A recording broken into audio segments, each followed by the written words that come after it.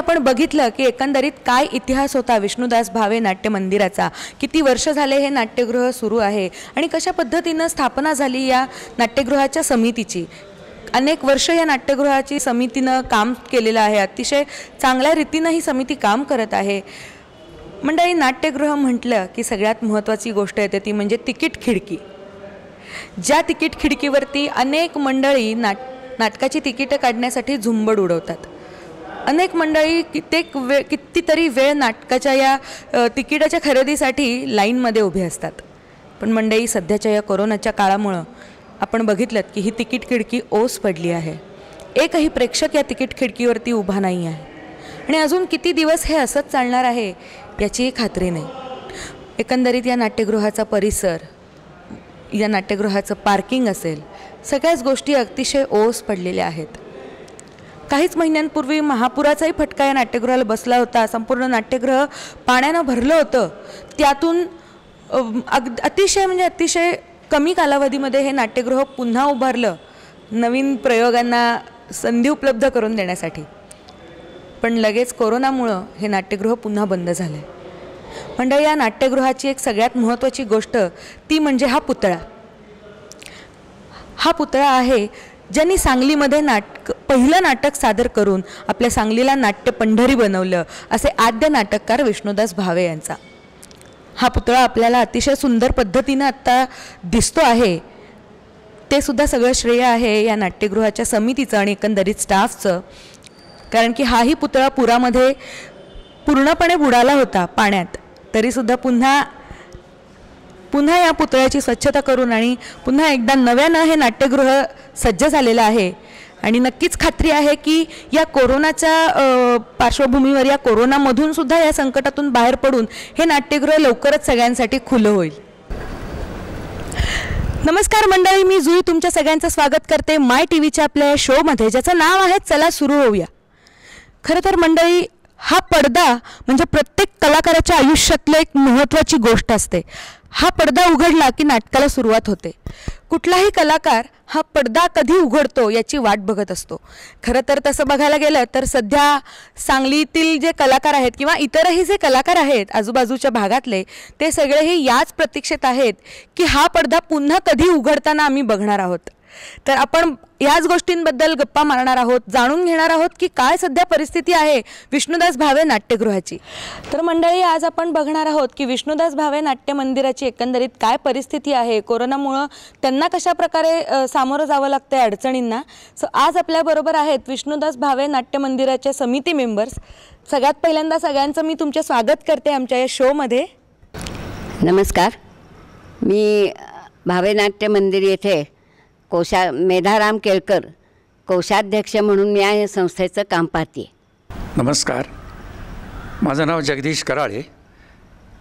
विष्णुदास भावे नाट्य मंदिरामध्ये मी संचालक म्हणून बरीच वर्षापासून मी काम पाहतो। नमस्कार, माझं नाव विलास गुप्ते, मी संस्थेचा कार्यवाह आहे। नमस्कार, मी बलदेव गवळी, विष्णुदास भावे नाट्य मंदिरमध्ये मी संचालक पदावर काम करत आहे।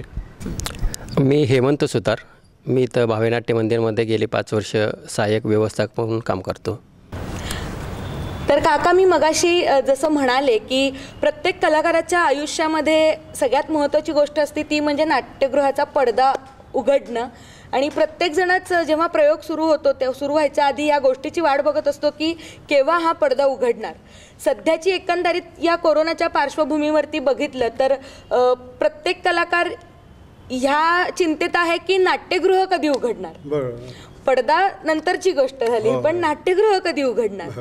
तर मला असं वाटतं की मागच्या वर्षी पुरामुळं सुद्धा बरंच विष्णुदास भावे नाट्यगृहाचं खूप नुकसान झालं होतं। संपूर्ण नाट्यगृह पाण्यात होतं, त्यातून सावरून पुन्हा उभं राहतोय तोपर्यंत आता ह्या कोरोनामुळं पुन्हा नाट्यगृह बंद झालंय। तर काय एकंदरीत परिस्थिती आहे सध्या या नाट्यगृहाची आणि कशा प्रकारे प्रॉब्लेम्सना तुम्ही फेस करताय? बरं, काय तुम्ही आता विषयच काढलाय तर पुरापासूनच सांगतो तुम्हाला।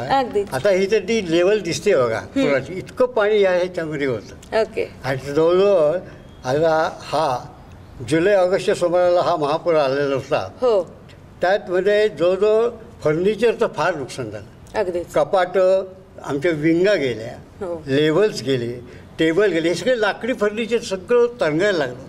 इतकं त्याचं हे नुकसान झालं. नक्कीच. इलेक्ट्रिक सामान, त्याच्यामध्ये आमचा स्टेजचा पॅनल बोर्ड गेला, स्विचेस गेल्या, प्लग, बॅटरी, इन्व्हर्टर सगळ्यांचं नुकसान झालं. यंत्रसामुग्रीमध्ये आमचा 20 KVचा जनरेटर गेला. त्याच्यामध्ये नाट्यगृहातल्या साहित्यामध्ये आमचे बॉक्स सेट होते. बॉक्स सेट सगळे नेहमी लाकडाचे असतात आणि ते कापडाचे केलेले असतात, ते बॉक्स सेट सगळे गेले. त्याच्यानंतर पडदे, मेन ड्रॉप, नाटकाचं सगळं साहित्य, ड्रेस, नाटकाच्या काही प्रॉपर्टी असतात त्या सगळ्या गेल्या. एकंदरीत सगळ्याच गोष्टींचं नुकसान झालं. फक्त नाट्यगृह पाण्यात होतं म्हणजे फक्त नाट्यगृहाच्या भिंती आणि खुर्च्या इतकंच न राहता बऱ्याच गोष्टींचं नुकसान झालेलं आहे. जसं की ज्या ज्या लाकडी वस्तू नाट्यगृहामध्ये असतात ते सगळ्याच गोष्टींचं नुकसान तुम्हाला फेस करावं लागलं. हो, ऑफिसमधले सुद्धा सगळे स्टेशनरी, दप्तर, जुन्या कादंबऱ्या, नाटकं, आमच्याकडे नाटकांचं खूप आम्ही संच केलेला आहे. त्याच्यानंतर मग आमच्याकडे तबला, स्वरपेटी, तंबोरा, त्यानंतर पुरस्कारांचे काही फोटो असतात आमच्याकडे, ते मेमरीज ठेवलेल्या त्या गेल्या, पेपर गेले, जुन्या सगळा अमूल्य ठेवा आमचा पाण्यामध्ये निघून गेला. जवळजवळ 4/8/19 ते 21/9/19 अखेर नाट्यगृह बंद होतं. त्यानंतर महापुरामध्ये जवळजवळ 25.5 लाखाचं आमचं नुकसान झालं. हा अंदाज केलेला आम्ही त्याच्यानंतर. त्याच्यानंतर ह्या सगळ्या नुकसानीमध्ये आम्हाला थोडीशी मदत मिळाली. शासनाची आम्हाला 50,000ची मदत मिळाली. आता शासनाला सगळ्यांनाच त्यावेळेला मदत करायला लागणार होते, तेव्हा ती हो शक्य आहे. त्याच्यानंतर आम्हाला सृजन फाउंडेशन म्हणून पुण्याचे फाउंडेशन आहे. हां, त्याच्या प्रकाश पायगुडेंनी त्यांच्यामार्फत त्यांनी त्या सगळ्या तिथल्या कलाकारांनी पैसे जमा केल्यानं आम्हाला जवळजवळ 1 लाखाची देणगी केली. अगदी ते एक आम्हाला त्याचे चांगलं मिळाले. आणि सगळ्यात महत्त्वाचं म्हणजे महापूर ओसरल्यानंतर आमच्या संस्थेचे सर्व कर्मचारी हे रात्रंदिवस इथं राबले. पाणी, घाण सगळं कचरा काढायला लागले. ते तर करतच होते, पण रत्नागिरीचे 4 लोक आले आमच्याकडं.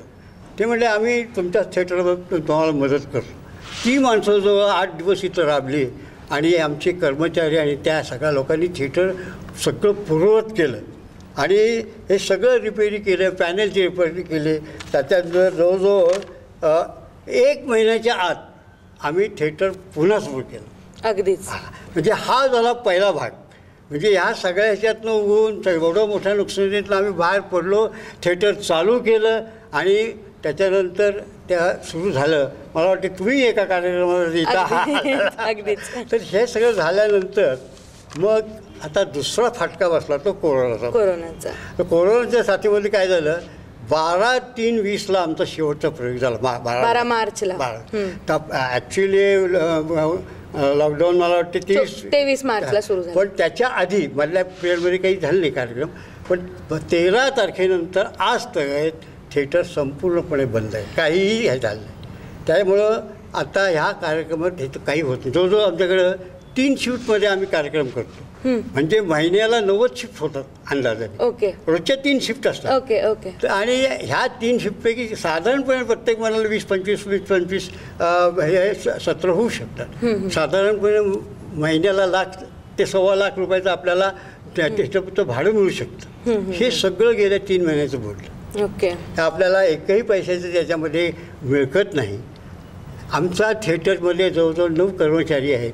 2 ऑफिसचे कर्मचारी आहेत, 7 आमचे स्वच्छता करणारे कर्मचारी आहेत. ह्या सगळ्या 9 लोकांना आम्हाला दरमहा जवळजवळ 60,000 रुपयेपर्यंतचे पगार द्यावा लागतो. आता या 3 महिन्यामध्ये आम्ही सगळ्यांना व्यवस्थित पगार दिला. कारण का तशा आपल्याला ही सगळ्यांची सूचना होती की कोणाचंही घर हे राहू नये. नक्कीच. त्यामुळं ते आम्ही हे करून खर्च होता, मिळकत नाही अशी सध्या परिस्थिती आहे. आणि नाट्यगृहाला उत्पन्न नाही, पण आम्ही खर्च आहे तसा व्यवस्थित चालू ठेवलेला आहे. थोडसे शिल्केतना आहे, आम्हाला मदत मिळते नाही असं नाही. पण ही आता स्थिती किती दिवस राहणार. अगदीच. हा आता आम्ही तुमच्यासारखेच विवंचनेमध्ये आहोत.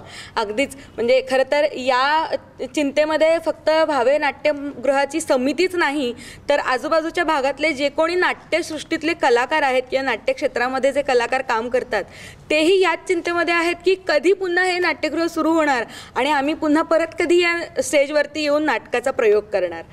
खरं तर अगदीच म्हणजे गुप्ते काकांनी जसं सांगितलं की या नाट्यगृहाचं उत्पन्न काहीच नाही आहे, पण पगार मात्र सगळ्यांचे ते देत आहेत, त्यामध्ये कोणाचाही पगार ते कमी करत नाही आहेत. ही खरं तर खूप चांगली गोष्ट आहे, कारण प्रत्येकाचं घर आहे.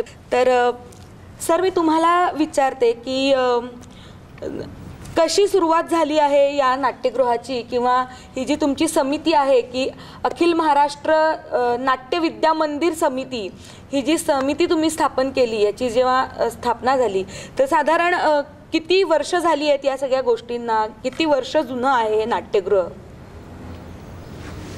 नाट्यगृह तर बरेचसे 75 वर्ष आता पूर्णत्वच आम्ही पूर्ण केलेलं आहे, झालेलं आहे त्याच्यामध्ये. आणि ह्या नाट्यगृहामध्ये नाट्यक्षेत्रातली मंडळी, बरेचसे सिनियर ज्यांनी नाटकाशी संबंधित हे असलेले लोकसुद्धा या नाट्यगृहाकरता खूप त्यांनी ह्याच्यामध्ये परिश्रम केलेला आहे. त्यांचं योगदान फार मोठं आहे ह्या नाट्यगृहामध्ये. वेगवेगळ्या क्षेत्रातला जरी असले तरीसुद्धा काही नाट्यक्षेत्रातली मंडळींचा अनुभव, नवीन आलेल्या लोकांनासुद्धा त्याचा अनुभव आम्हाला खूप मिळाला यामध्ये. विशेषतः म्हणजे माझे वडील अण्णासाहेब कराळे, ज्यावेळी नाट्यगृहाची परिस्थिती खूपच वाईट होती बऱ्याच वर्षापूर्वी, त्यांना पहिल्यापासून संगीत आणि नाटकाची आवड असल्यामुळं त्यांनी ह्या नाट्यगृहाला वाहूनच घेतलं. अर्थात ही सर्व त्यामुळं त्यांनी सांगलीत लोक त्यांना एक रंगकर्मी म्हणून ओळखले जातात. तर त्यांनी यामध्ये असलेल्या सर्व संचालकांना हाताशी घेऊन स्वतःही त्यामध्ये सर्व गोष्टी योगदान केल्यामुळं अतिशय वाईट परिस्थितीतनं हे थिएटर परत पुनर्रचित चांगल्या स्थितीत आलं. तरी स्वतःच्या त्यांच्या ट्रस्टमधूनही प्रत्येक वर्षी भरपूर मोठा ट्रस्ट आहे त्यांच्या वडिलांचं, त्यांनी त्यांच्या मित्रांनी केलेल्या ट्रस्टमधून खूपसे पैसे ह्या नाट्यगृहाकरताच त्यांनी हे करतात. आणि माझे बंधू डॉक्टर शरद कराळे, आणि ते आता सध्या अध्यक्ष आहेत. त्या ट्रस्टमधनं येणारे संपूर्ण पैसे माझ्या वडिलांचे आम्ही संपूर्ण पैसे या थिएटरकरताच खर्च करतो. तर असं या नाट्यगृहाचं सगळं हे आहेत. विशेष म्हणजे सांगलीमध्ये नाट्य रसिकी खूप आहेत, त्यामुळं ह्या नाट्यरसिकांच्या सहकार्यानं, प्रेमामुळंच हे थिएटर अजूनही व्यवस्थित चालू आहे. ही गोष्ट खरोखरच म्हणजे महाराष्ट्रामध्ये एक अभिमानास्पद अशी गोष्ट आहे. अगदीच, कारण 75 वर्ष झाली ही समिती स्थापन होऊन. गेली 75 वर्ष ही समिती अतिशय व्यवस्थितपणे हा सगळा कारभार या नाट्यगृहाचा बघती आहे. आणि जवळपास या नाट्यगृहाला जवळपास 60 वर्ष तरी मला वाटतं झाली आहेत. सो अगदीच खरं तर ही सांगलीकरांसाठी अभिमानास्पद गोष्ट आहे की 60 वर्ष झाली एक नाट्यगृह सुरू आहे आणि 75 वर्ष या नाट्यगृहाची समिती अखंडपणे काम करते. सर मला असं, तुम्ही जसं आता म्हणालात की नाट्य रसिक जे आहे तिथले त्यांच्यामुळं हे नाट्यगृह सुरू आहे. कुठंतरी सर खरं तर सांगलीला नाट्य पंढरी म्हणलं जातं, पण आत्ताचा एकंदरीत जो काळ आहे, सध्या परिस्थिती बघितली तर कुठंतरी नाट्य रसिकांचा कल हा नाट्यगृहाकडं कमी झाला आहे असं कुठेतरी चित्र दिसायला लागले की थिएटर्स, मोठे मॉल्स आणि सिनेमागृहांकडे जास्त लोक वळत आहेत. आणि त्यामुळे एकंदरीतच म्हणजे नाट्य कलाकार जे आहेत, जे इथले स्थानिक कलाकार असू देत किंवा कोणी मोठा सेलिब्रिटीज असू देत, एकंदरीतच या दोन्ही नाट्य जे प्रकार आहेत नाटकाचे, की स्थानिक लोकसुद्धा काहीतरी धडपडीनं करत असतात आपल्याला जसं जमेल तसं. पण या सगळ्या गोष्टींसाठी कुठेतरी रसिकांचा कल हा कमी झालेला आहे. याबद्दल तुमचं काय म्हणणं आहे? तुम्ही विचारला प्रश्न हा फार महत्त्वाचा आणि खरोखरच म्हणजे याच्या संबंधित काही गोष्टी विचार करण्यासारखेच आहेत. विशेषतः म्हणजे सांगलीमध्ये नाटक बघणारे प्रेक्षक रसिक वर्ग खूप आहे, पण मोठ्या बॅनरचे जे नाटक आहेत ते सांगलीमध्ये यायला तयार असतात, पण त्यांनी ठेवलेला त्यांचा आता जो प्रचंड खर्च वाढलेला आहे मोठ्या बॅनरचा, त्या अनुषंगाने इथलं रसिकांना आपण नाटकाचे दर, तिकिटाचे दर किती ठेवायचं हा एक मोठा प्रश्न आहे. खूप कॉस्टली तिकीट जर ठेवली तर नाट्यगृहाकडे लोक फिरकत नाहीत. मोठ्या बॅनरची नाटकं, अगदीच नावाजलेली जी नाटकं आहेत ते ठेवलं तरी जवळजवळ थिएटर बऱ्यापैकी हाऊसफुल होतं, नाही असं नाही. पण सामान्य लोकांना सुद्धा परवडलं पाहिजे अशा पद्धतीची नाटकं झाली पाहिजेत. ओके. पण नाट्याच्या ह्याच्यातल्या क्षेत्रातल्या आता खर्चच एवढा वाढला आहे, त्यामुळं इथे नाटक जे मोठे मोठे बॅनरचे नाटक आहेत त्यांच्याही काही अडचणी आहेत. अगदीच. त्यामध्ये आम्ही सांगलीमध्ये खरं सांगायचं म्हणजे आता महाराष्ट्रामध्ये जे काय नाट्यगृह आहेत त्यामध्ये विष्णुदास भावे नाट्यगृहाचं आत्ता जो आम्ही लावलेला तो जो 3 शिफ्टचा दर आहे तो अतिशय कमी आहे. एवढा नाटकाचं भाडं कुठल्याही थिएटरमध्ये नाही आहे. आमच्या परीनं नाटकांना लोकांचं नाटक सगळ्यांच्या रसिकांच्यापर्यंत पोचलं पाहिजे आणि हे नाट्य पंढरी म्हणून आहे. त्यासाठी आम्ही ह्यातनं किती उत्पन्न मिळवायचं आणि हे करायचं हा उद्देश कधीच ठेवलेला नाही आहे. अगदीच. फार चांगली गोष्ट आहे ही. केळकर मॅडम, मी तुम्हाला विचारते की खरं तर तुम्ही आता गेली कित्येक वर्ष या समितीमध्ये काम करताय आणि मला असं वाटतं की तुम्ही सुद्धा नाट्यक्षेत्रामध्ये काम करत होतात. तर आत्तापर्यंतच्या इतक्या वर्षांमध्ये अशी परिस्थिती तुम्ही कधी अनुभवली आहे का की इतके महिने, जवळपास आता मला वाटतं 2 महिने होऊन गेले, नाट्यगृह बंद आहे, अशी परिस्थिती तुम्ही ह्याच्या आधी कधी अनुभवली आहे का तुमच्या इतक्या वर्षांच्या अनुभवात? आणि एकंदरीतच ह्या सगळ्या गोष्टींमध्ये तुम्हाला शासनाकडून काही अपेक्षा आहे का, किंवा शासनाकडून तुम्हाला काही मदत मिळावी या नाट्यगृहासाठी, अशी तुमची काही अपेक्षा आहे का? आता मी जवळजवळ 75 सालापासून या नाट्यमंदिरात येते. सुरुवातीला भजनाच्या निमित्तानं आले आणि नंतर मग इथं आम्ही नाटकाची सुरुवात झाली. बाबासाहेब पाटील म्हणून जे आमचे संचालक पूर्वीचे होते त्यांनी आमची महिलांची सगळी नाटकं जवळजवळ 10-12 नाटकं बसवली. ओके. त्याच्यानंतर मग या मी संचालक बोर्डातच आले म्हणजे, आणि त्या नाटकांच्या वेळेला आम्ही खूप कामं वगैरे केली. आता एक मुख्य या नाट्यमंदिरचं वैशिष्ट्य सांगायचं राहिलं म्हणजे या नाट्यगृहाचं अकॉस्टिक जे आहे ते कुठल्याही थिएटरला असं येत नाही. ओके. हा महत्त्वाचा ह्यातला भाग आहे. इथं आपण बोललेला अगदी शेवटच्या खुर्चीपर्यंत ते सगळ्यांना ऐकायला जातं. त्याच्यानंतर मी आता जवळजवळ गेली 30-35 वर्ष इथं मी कोषाध्यक्ष म्हणून काम करतेच आहे. सगळे सहकारी जे संचालक आमचे आहेत त्या सगळ्यांचं आम्हाला सगळ्यांना एकमेकांचं सहकार्य आहे. त्यामुळे ही संस्था इतकी वर्ष चालू शकते. ते कुणाचाही वैयक्तिक ह्याच्यात हे नाही, हेतू नाही आहे. आणि आता तू जे मला विचारलं की असा प्रसंग कधी, तर पहिलं ते महापुराचं झालं आणि त्याच्यानंतर आता हा कोरोना. आता तसं एवढ्या वर्षामध्ये माझ्या पाहण्यात तर काही हा असा इतके दिवसाचा बंदचा प्रकार घडलेला नाही. नक्कीच. मी तुम्हाला विचारलं की शासनाकडून तुम्हाला काही मदत मिळावी असं तुम्हाला काही तुमचं म्हणणं आहे का? हो, अवश्य मिळायला पाहिजे.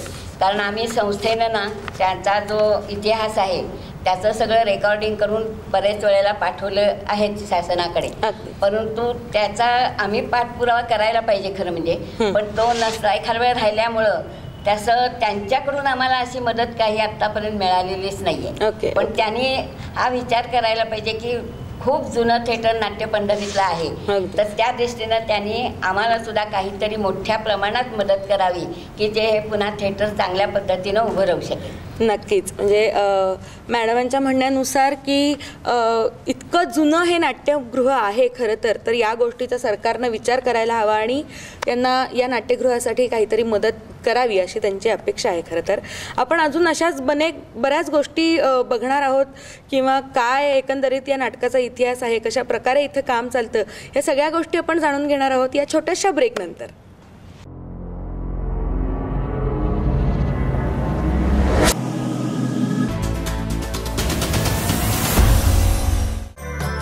बार बार दिन ये आए, बार बार दिल ये गाए, तू जिए हजारों साल ये हमारी आरज़ू. Happy birthday to you, happy birthday to you. मित्र, अशा आनंदमय शुभेच्छा तुमच्या कुटुंबियांना, प्रियजनांना आणि मित्रपरिवाराला जर पाठवायचे असतील तर एवढंच करा, 8 दिवस अगोदर त्यांचा एक फोटो आमच्या व्हॉट्सअप क्रमांकावरती पाठवायला विसरू नका. आयुष्यमान भव या माय टीव्हीच्या कार्यक्रमासाठी दररोज सकाळी 8, दुपारी 1 आणि रात्री 10 वाजता पाहत राहा माय टीव्हीचा आयुष्यमान भव हा कार्यक्रम.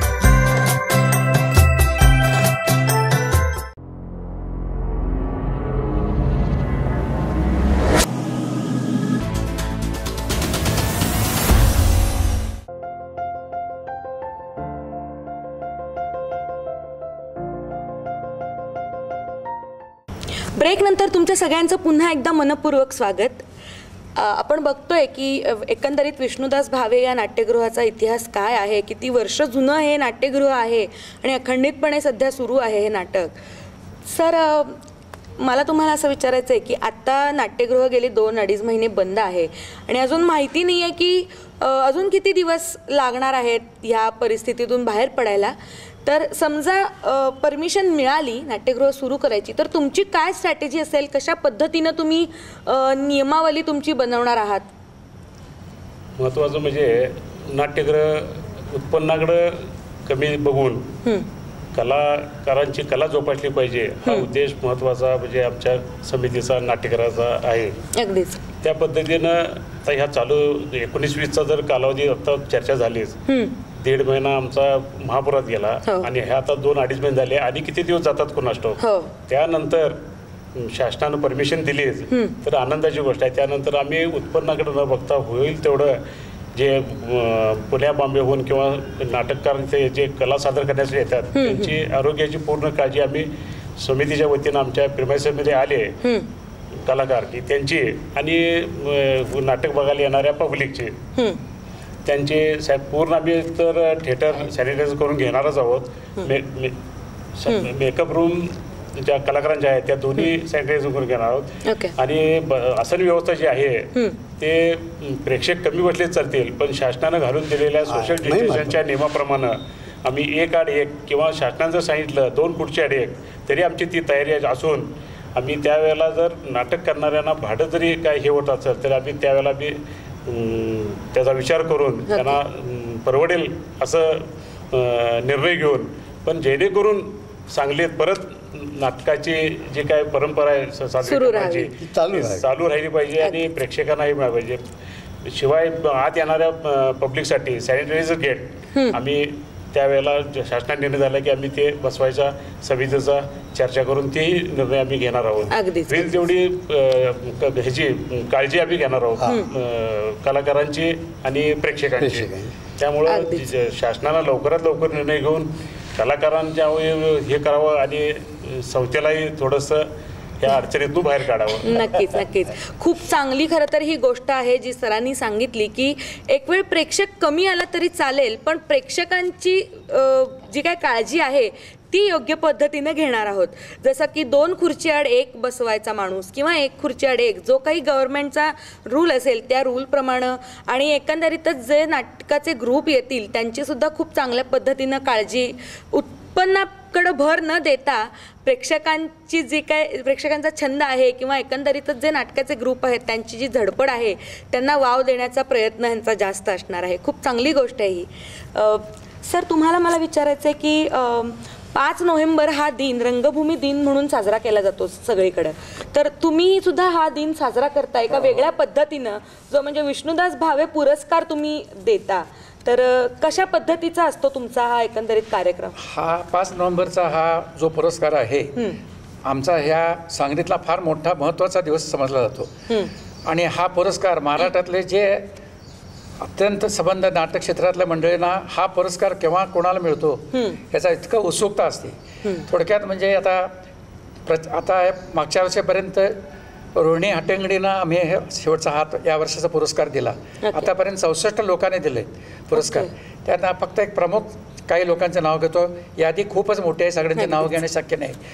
आचार्य पासून पु ल देशपांडेंच्यापासून प्रभाकर पणशीकर, नाट्यक्षेत्रातले सर्व हे जे आहे चित्रंजन कोलटकर, सर्व म्हणजे श्रीराम लागू, या सर्व लोकांचं ह्याच्यामध्ये खूप सगळं ह्याच्यामध्ये यांना पुरस्कार दिलेला आहे. हा पुरस्कार मिळणं म्हणजे फार मोठं आपल्याला एक सौभाग्य आहे असं ह्या नाट्यक्षेत्रातलं असं लोकांना वाटतं. त्यामुळं हा पुरस्कार आम्ही आणि ह्या पुरस्काराचा 5 नोव्हेंबरचा कार्यक्रमसाठी नाट्य संमेलनाचे जे सध्या त्या वर्षाचे जे अध्यक्ष असतात त्यांच्या हस्ते हा पुरस्कार दिला जातो. त्यांच्या हस्ते आपण पुरस्कार. फार चांगली गोष्ट आहे ही सांगलीकरांसाठी आणि अभिमानाची पण आहे की विष्णुदास भावे पुरस्कार हा 5 नोव्हेंबरला दिला जातो.